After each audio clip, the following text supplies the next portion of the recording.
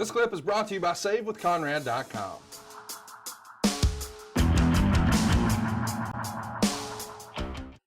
Well, somebody has decided, I've had enough wrestling. Shane McMahon. Meltzer would report Shane McMahon's first known business move since leaving WWE was to invest in a group called International Sports Management in the UK.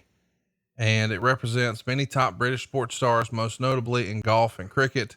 And the plan is to use the new capital it's gotten from McMahon as well as several others that were formerly involved with, Setanta Sports. I just butchered that, to build their business in the US.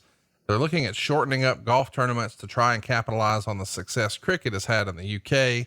We've heard about Shane sort of, dabbling in businesses here and there. I think he tried to do some pay-per-views in China and things like that. Most people, once upon a time, never imagined Shane leaving the company. Were you surprised that Shane left and found life after WWE? Yeah, I was. And, it was family owned business. I thought, he would be there forever. And, I like Shane. I've always liked Shane. Shane was one of those guys that when he came in the door, he had that gleam in his eye that he was there because he was really having fun and wanted to be there. And Shane wanted to be a wrestler. I'm sure if you ask him, he wanted to be a full-time wrestler.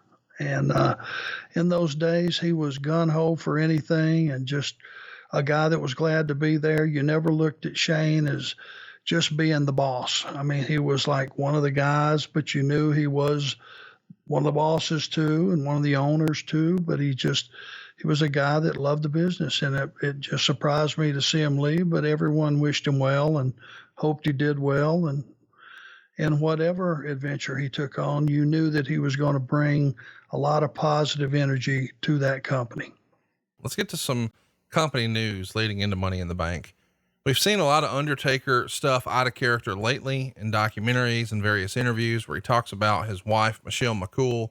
Well, they were actually married June 26, 2010 here. Usually when you see one of the guys marry one of the ladies involved in the business, it doesn't always end well, but this seems to be one of the exceptions to the rule. They seem to be peas and carrots, man. Yeah, I mean, Michelle is really a nice lady and always was. She was just one of the women that came through the system that was just a nice person from day one. And, Taker's a class act. And they kind of kept their personal business to themselves. A lot of people didn't know they were seeing each other. And, there were circumstances, that are personal. And that's it. Personal is off limits. So, even though there was some speculation, that they might have been seeing each other at some point. I mean, it's not like nobody's going to go up and question either one of them. Right.